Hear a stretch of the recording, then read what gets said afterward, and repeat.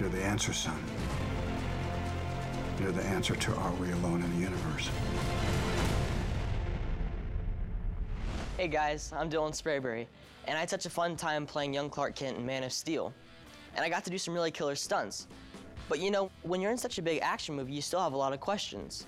Like, how fast did the Black Zero travel? What exactly is a Phantom Zone? Will I be back for the sequel? Luckily, we have the visual effects supervisor with us today, the epic DJ. It's good to see you, man. Good to see you too, Dylan. So my first question is Krypton. In this opening scene, you basically blow up everything. There's an epic battle, and then Krypton just pretty much self-destructs. Did you have like some kind of blow-up button you had to hit to make that happen? Yes, don't hit that button. It seems like a blow-up button, but it's actually a large team of people down at Wedded Digital in New Zealand. It's a little different than the usual story of how Krypton blows up, which is basically Krypton's sun is a red giant star and it's kind of eating up all the planets. But in this version, it's the Kryptonians who are responsible for messing up the planet, trying to make a new energy source at the core. We wanted it to blow up, but have some kind of neat design after the blow up. It's more about the aftermath, and that's what you see, is you see the planet starting to implode, core gets superheated, and then it blows up, but then everything stays right where it is. Yeah. And in the middle, there's a pulsating neutron star that's just kind of glowing at the center, and that's what gives it that little ghostly light. And that's what Zod and his guys see when they come out of the Phantom Zone and realize they are where Krypton was, but it's gone.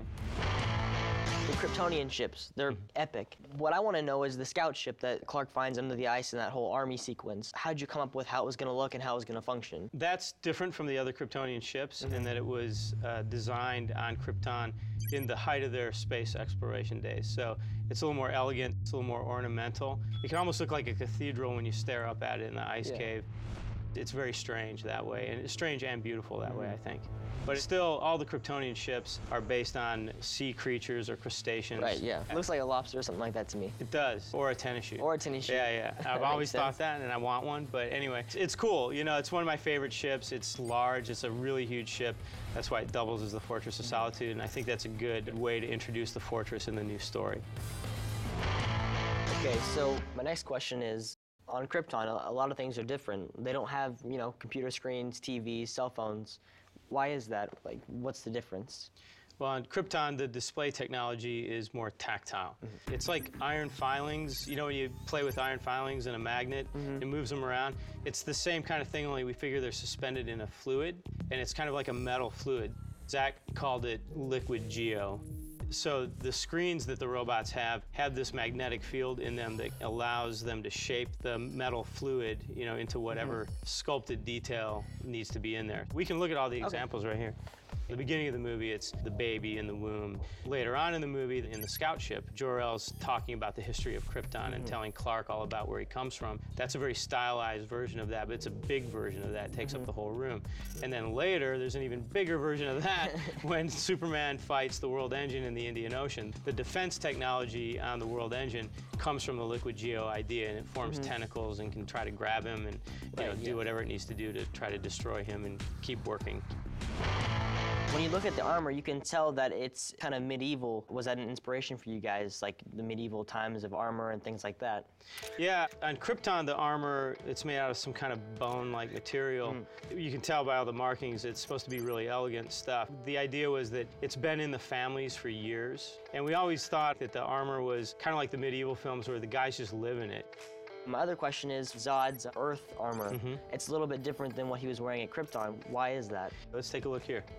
The Earth armor is actually not from Earth, it's from Kryptonian outposts. It's more metallic finish, you know, not the bone finish. It's more environment suit. It's kind of cobbled together from, you know, other existing outposts, but that's what they're comfortable with, and that's what they need to survive. These Kryptonian weapons, my question is, it looks a lot like the armor that they used for Jor-El and a lot of the Kryptonians. Is that what you guys had in mind? Yeah, that's exactly it. You know, a lot of the Kryptonian technology comes from organic things that you just found on the planet, right? So we wanted the guns to be similar to the armor. You know, a lot of the same materials that make up, say, the scout ship or the armor or anything like that, that's what goes into the gun. And it shoots a ball of plasma. So it's got kind of a projectile gel or something, you know, and when it hits you, it spreads out and kind of dissolves into you. It's pretty nasty, actually. Pretty yeah. So look here, we've got some tests that the Weta guys did of the digital design of the weapons and also how they fire and what they fire. First off, what is the Phantom Zone? And then second, how does the Phantom Zone generator necessarily work? The Phantom Zone in Superman lore is this like bleak, terrible dimension that Zod and his guys get exiled to, right? It's not a nice place, but it's, I guess it's a place that exists alongside our own universe. We just can't ever perceive it. And the generator is the thing that opens up the doorway that allows you to go into that. What we see in the movie is after Zod gets sentenced, he goes up into this ship called the Black Zero, and then the Black Zero goes up, and you see this triangular arrangement of generation points that kind of breaks apart, and that is kind of the doorway. And as the Black Zero finishes going in, the generator closes. Now, when the planet blows up, the generator itself gets damaged, and the doorway becomes open long enough for them to slip out. They all wake up, and they look out, and they see all the debris. And they're very sad about that, but at the same time, they realize they're adrift. They need to do something, so they use the generator to shunt themselves across the galaxy to find Earth.